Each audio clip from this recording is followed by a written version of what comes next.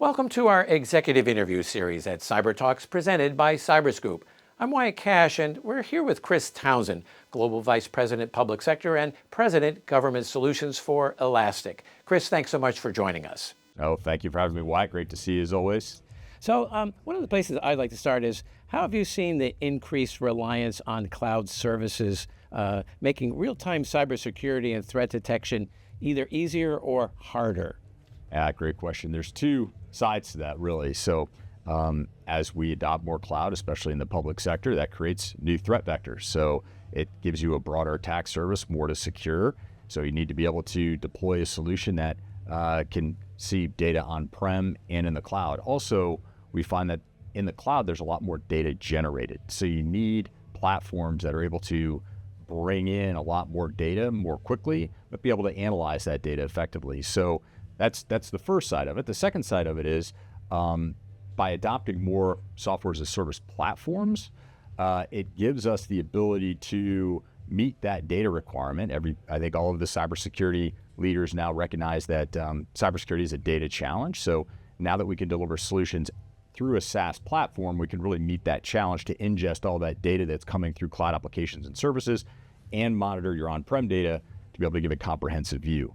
And a great example of that is what's happening now with CISA and the SIEM as a service offering. So we've partnered with CISA and ECS to deliver SIEM as a service. So CISA is now offering Elastic as essentially a managed service to any of the civilian agencies that want to move their cloud environment or have their environment monitored by the SaaS FedRAMP moderate or FedRAMP high Elastic cloud. So a couple of elements to that. One is broader attack surface. The other is using SaaS to help scale and meet that challenge. Interesting. Appreciate you sharing that example. Yeah. And then next, how has the increased use of AIs we're continuing to see by both defenders and attackers changed your organization's cybersecurity strategy in the last year, or how you're supporting the government's strategy? Yeah, this is the most exciting thing right now that's happening, especially at Elastic. We were one of the first or the first to really build in agentic AI capabilities into our platform, and I'll get to that in a minute.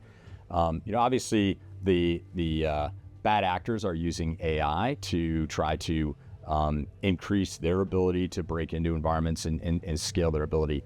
But I think the cyber providers, the Elastics of the world, have a much better advantage in the use of AI. And we've always used ML and AI to be able to find threats and be more effective at finding threats and indicators of compromise. But this has really evolved now into using AI broadly across the entire product spectrum of what we're doing. And I'll give you a couple of examples. About 2 years ago, we introduced this capability we call attack discovery. So if you think about the day in the life of a SOC operator, they come in, they've got pages and pages of alerts. They have to sort through those alerts, figure out what's noise, what's real, what's correlated, what's not, and then prioritize those alerts and craft a response plan. Now with our attack discovery, essentially we build in an LLM into our SOC operations platform. We educate that LLM with the MITRE ATT&CK framework, your own playbooks and runbooks within your organization. So that LLM now knows what threats your agency is potentially vulnerable to and what the best practices are in identifying and remediating those threats. So now you take those alerts that you have in the morning when you come into the office, you load those into the attack discovery powered by an LLM, and it will prioritize, show you which of those threats are correlated, which you're most vulnerable to, puts them in an order of priority, and then the AI will tell you how to remediate those and the steps that you need to take. So it makes your SOC operators more effective, more efficient, improves the efficacy of being able to shut down those threats. And then you couple that with the ability of AI now to identify threats and indicators of compromise. It really gives us a very powerful platform.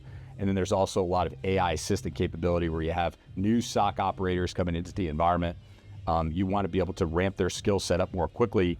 If they see a threat, see a group of attacks that they're not sure how to remediate, they can feed it into those LLMs, and the LLM will actually walk them through the steps to remediate and help them be more effective more quickly. So lots of capability that we're building into the platform now around using AI. And, you think about, you've got, whether it's Anthropic or OpenAI or all the different LLMs that are out there, now you're harnessing the power of those LLMs and building that into your SOC operations platform and your ability to identify threats. So really exciting times for introducing AI as an engine to better secure your environment.